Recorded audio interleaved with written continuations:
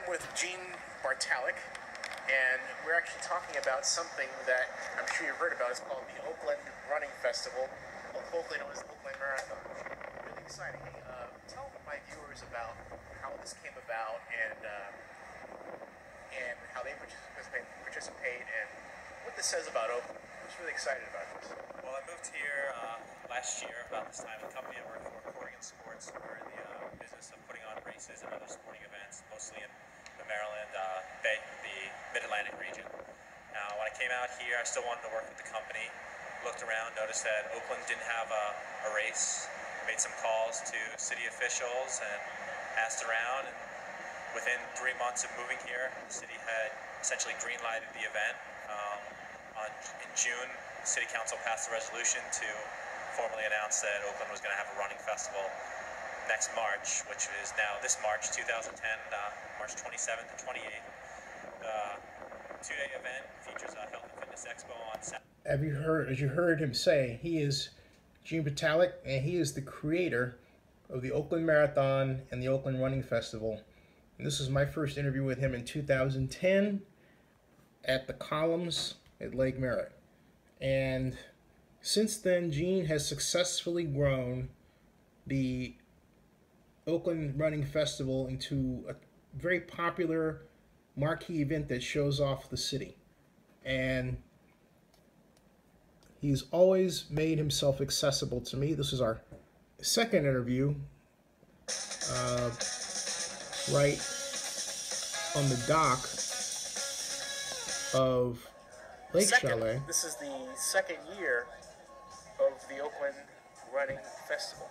Right, we're in year 2 of the event, March 26th and 27th. Expecting another record number of runners to run through the streets in one of the 5 races, full marathon, half marathon, team relay, 5K, and kids fun run. And for those people who may be hearing about the Oakland Running Festival for the first time, tell my viewers how this came about. I moved here about 2.5 years ago. Noticed that Oakland didn't have a race. Talked to my boss over at Oregon Sports Enterprises about expanding our operations west, and talked to City Council and talked to City Hall to get the steps in motion. And now you know the story. Well, after 8 years, guess what?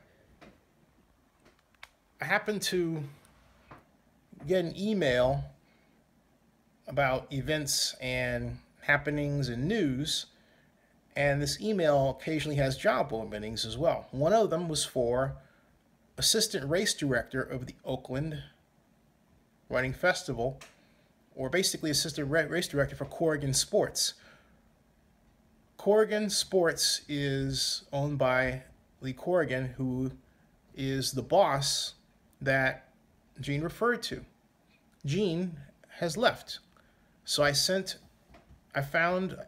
conducted a search, found him on LinkedIn, connected with him. He responded back within 3 minutes, and I asked him what happened, and he said, he wrote one sentence, and the sentence was, it was time to move on.